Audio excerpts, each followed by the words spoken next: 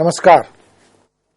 हिंदी कार्यक्रम के अंतर्गत आज हम चर्चा करेंगे साहित्य, संस्कृति, मूल्य और समाज, इनके परस्पर संबंध को यदि हम केंद्र में रखें तो हम देख सकते हैं कि साहित्य भी मूल्यों की अभिव्यक्ति करता है।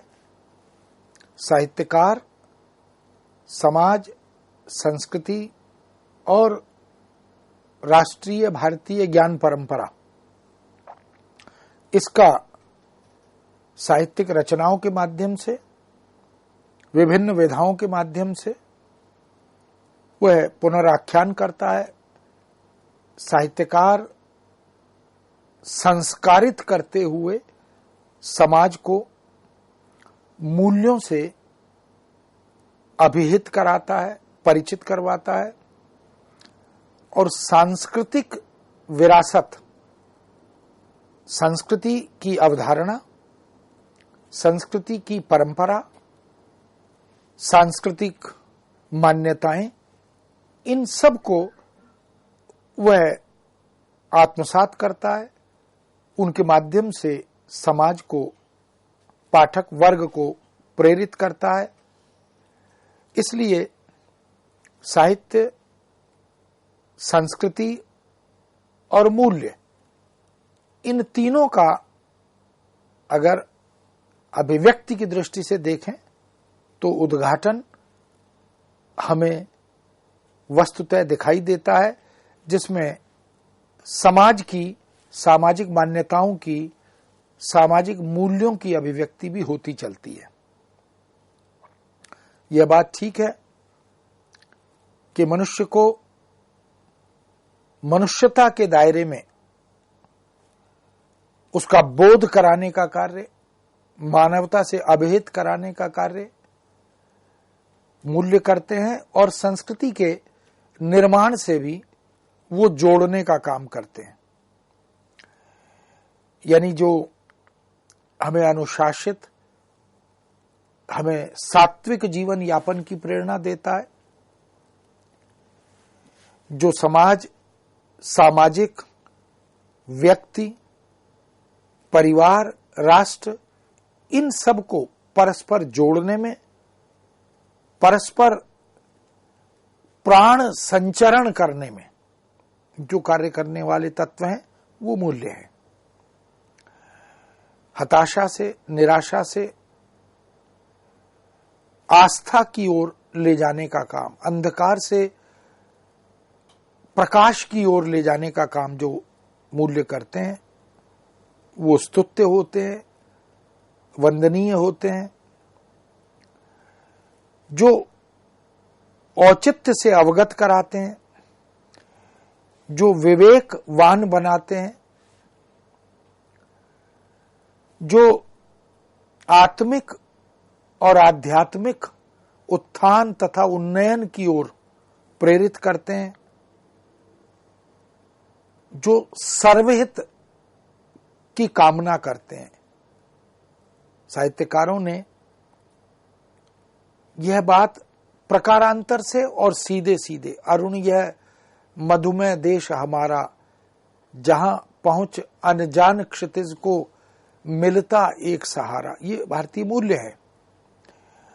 आशय में, शरण में, ये असरण शरण वाली जो संस्कृति है, ये भारतीय मूल्य है।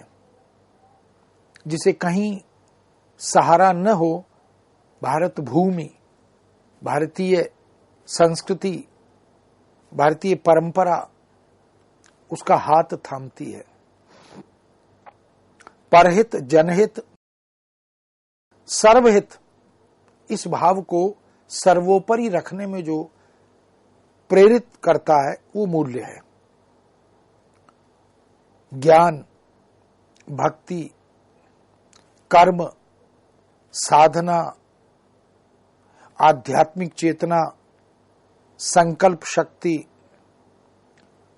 और संघर्ष की भावना, ये सब कुछ हमें मूल्यों से जोड़ने का काम करती हैं।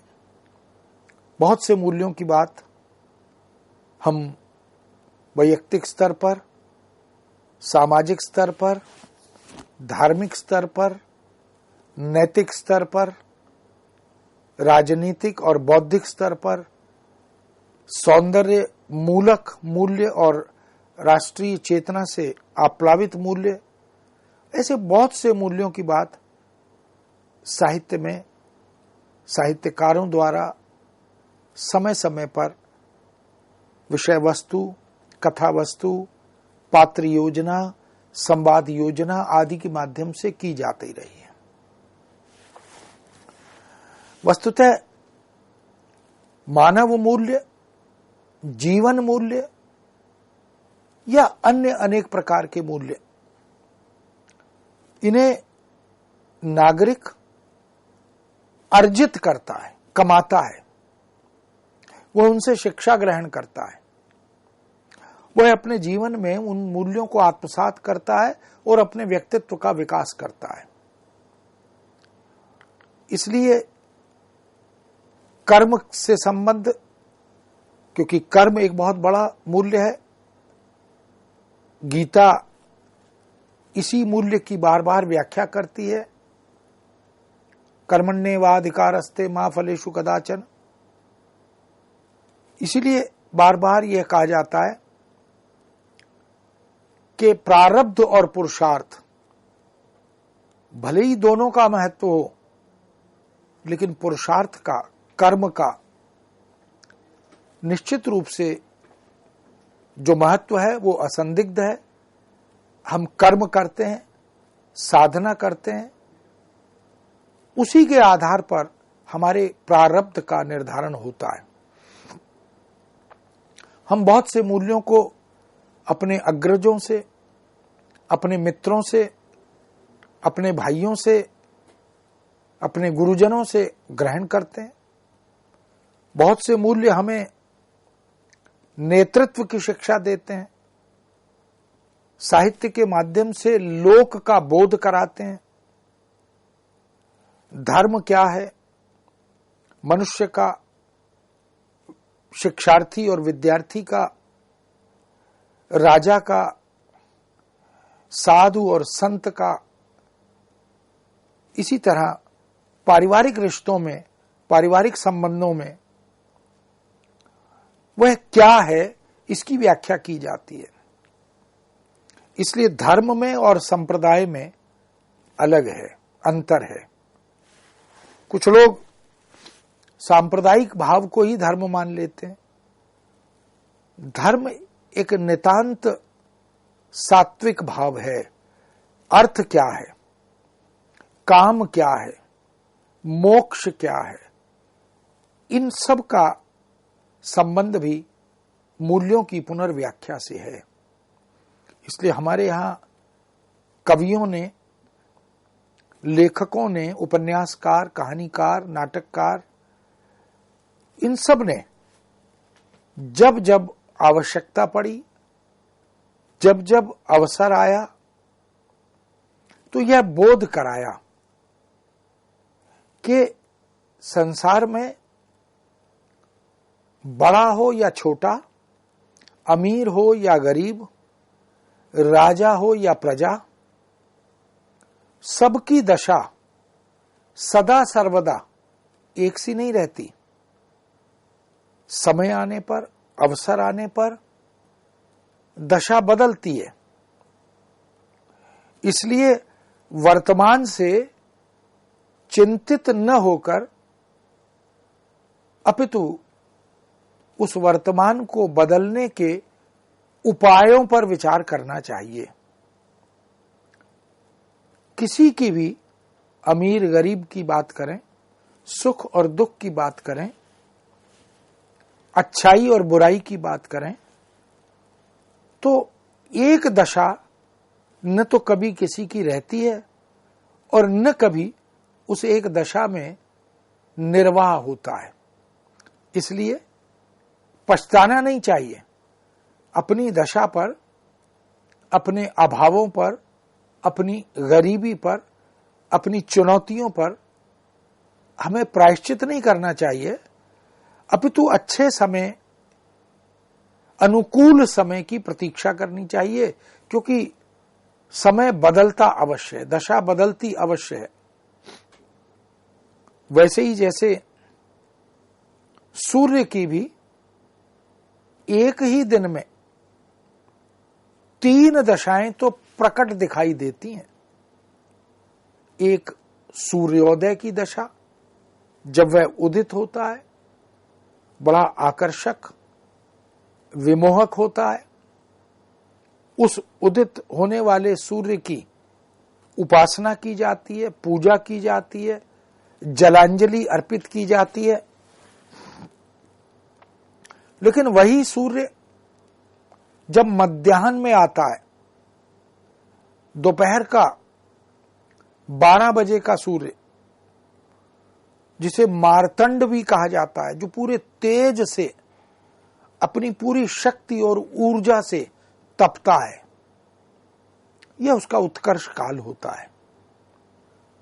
उदय जब होता है तो धीरे धीरे विकसित होता है, गतिशील होता है, आगे बढ़ता है, उसका आकार बढ़ता है, उसका तेज बढ़ता है, उसकी प्रतिष्ठा बढ़ती है।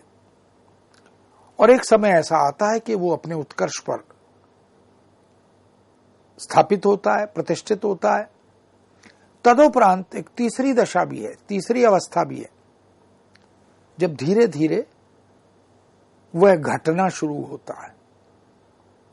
और एक अवस्था ऐसी आती है जब सूर्यास्त होता है, तब उसे विलुप्त भी होना पड़ता है। तो मनुष्य को इस बात से प्रेरणा लेनी चाहिए कि सब दिन रहत न एक समान, किसी के भी दिन सदा सर्वदा एक से नहीं रहते। इसलिए हमें घबराना नहीं चाहिए, हताश निराश नहीं होना चाहिए, धैर्य से हमें स्थितियों का सामना करना चाहिए। इसीलिए कवियों ने संतोष धन का उल्लेख किया तो कहा कि हमें दूसरे के उपलब्धियों से, दूसरे के सुख से न तो कभी ईर्ष्या करनी चाहिए, न उसको देखकर अपने प्रति हीन भाव रखना चाहिए। क्योंकि आज जो स्थिति है वो कल होगी या नहीं होगी यह हमें नहीं पता। हम श्रम करें, साधना करें, कर्म करें तो हम अपने वर्तमान को बदल सकते हैं। यह हमारे अपने हाथ में है। हमारी अपनी मेहनत और परिश्रम से इसका प्रतिफल बदलता है। इसलिए बहुत लोग हताश होकर, निराश होकर, वर्तमान से चिंतित होकर ईश्वर को भला बुरा कहते या उसके विषय में सोचते हैं। अपने से बेहतर स्थिति वाले व्यक्ति को देखकर, समृद्ध संपन्न व्यक्ति को देखकर, उपलब्धियों को हासिल करने वाले व्यक्ति को देखकर अपने विषय में हीन भाव बना लेते हैं। ये नहीं भूलना चाहिए कि भाग्यम फलति सर्वत्रम न च विद्या न च कर्मम। एक दृष्टि, एक दर्शन यह भी है कि हम जो कर्म करते हैं, हम जो श्रम साधना करते हैं, उसका फल भी हमारे अपने हाथ में नहीं होता। फल देने वाली शक्ति कोई और है जिसके आगे हम याचना करते हैं, हाथ फैलाते हैं, जो समर्थ है, सर्वशक्तिमान है। इसलिए कब, कैसे, कितना फल मिलेगा यह हमारे हाथ में नहीं, यह फल दाता के हाथ में। हम तो फल प्राप्त करने की स्थिति में होते हैं। इसलिए दई दई क्यों करत है। मनुष्य का स्वभाव है कि बार बार हे भगवान, हे भगवान, हे ईश्वर करता है। यह नहीं जानता कि जो कुछ विधाता ने दिया है, दई दई जो ईश्वर ने दिया है, उसे सहर्ष कबूल करना चाहिए, स्वीकार करना चाहिए। और यह नहीं भूलना चाहिए कि जो दाता है, जो सर्वशक्तिमान है, उसे सुख और दुख दोनों में हमेशा अपने साथ, अपनी स्मृति में, अपने स्मरण में, अपनी भक्ति में विद्यमान रखना चाहिए। बहुत से लोग औचित्य की स्थिति को, अनुकूलता की स्थिति को या किसी अच्छाई को देख नहीं पाते, समझ नहीं पाते। तो ऐसे में कवि कहता है कि कोई विद्वान व्यक्ति, पांडित्य से परिपूर्ण व्यक्ति किसी अपात्र या मूर्ख को, जो धनी है, जो धनाढ्य है, जो पूंजीपति है, ऐसे किसी मूर्ख को देखकर कोई पंडित व्यक्ति अपनी विद्या का त्याग नहीं कर देता। यह अनुचित है। हम दूसरे को देखें और उसका अनुसरण करें, यह उचित नहीं है। वैसे ही जैसे वेश्या जो होती है, कुलटा, उसके ढेर सारे आभूषणों से सुसज्जित उसको देखकर कुलवधू वह अपने शील का, मान का, मर्यादा का त्याग नहीं करती। हमें अच्छी संगति, अच्छे कर्म, अच्छे विचार ये रखने चाहिए। कभी कभी बुरी संगति का भी दुष्प्रभाव होता है, वो हमारी छवि को बिगाड़ता है। इसलिए जिस संगत से, जिस कार्य से, जिस आचरण या व्यवहार से कलंक लगे, दूषण लगे, उसे तत्काल त्याग देना चाहिए। क्योंकि यदि मदिरा का व्यापार करने वाला, मदिरा बेचने वाला दूध भी लेकर जाए, दूध को अपने पात्र में लेकर बेचने निकले, तो कोई यह स्वीकार करने को प्रस्तुत नहीं होता कि यह दूध बेच रहा है। उसकी छवि शराब के या मदिरा के व्यापारी के रूप में ही बन जाती है। इसलिए कवि कहता है कि जाके संग दूषण दुरे, उसकी संगति करो, उसकी मित्रता करो जिसके साथ रहने से आपका कलंक, आपके दोष भी धुल जाएं, छिप जाएं। जासे समझो दूध सब, सुरा अहीरी पान। अगर दूध बेचने वाला व्यक्ति सुरा का, शराब का पात्र में भरकर व्यापार करे, तो लोग उसे शराब का व्यापारी या शराबी नहीं मानते, उसे दूध का व्यापारी मानते हैं। तो जो बात दूध में है वह दूषण को भी, दोष को भी छिपा देता है।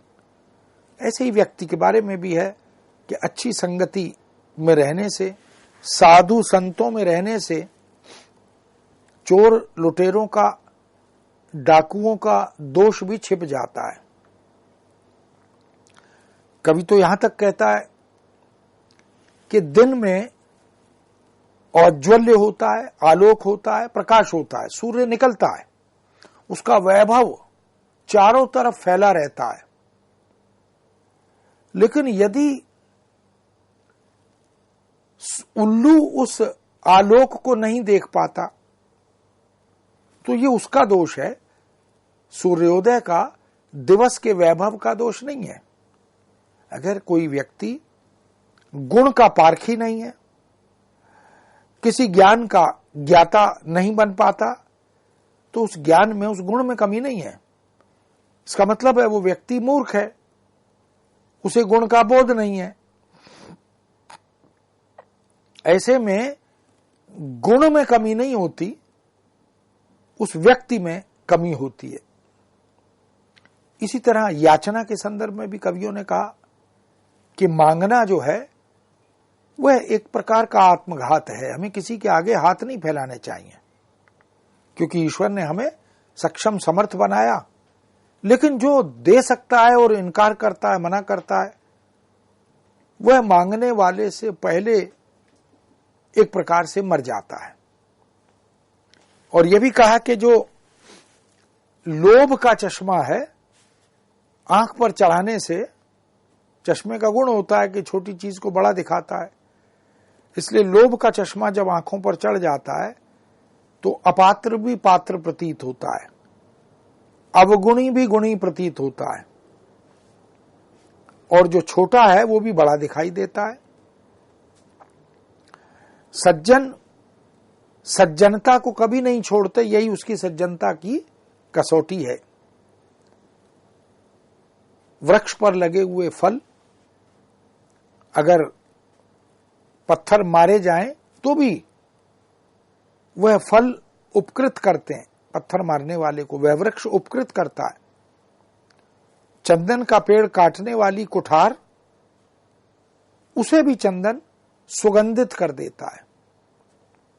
इस तरह भक्ति को, प्रेम को, कर्म को, समर्पण को, निष्ठा को, इन सब मूल्यों को कवियों ने रचना में पिरोकर बहुत सुंदर ढंग से अभिव्यक्त किया। किसी भी कार्य को करना हो, उसमें आद्योपांत सिर से पांव तक डूब जाना अत्यंत आवश्यक है।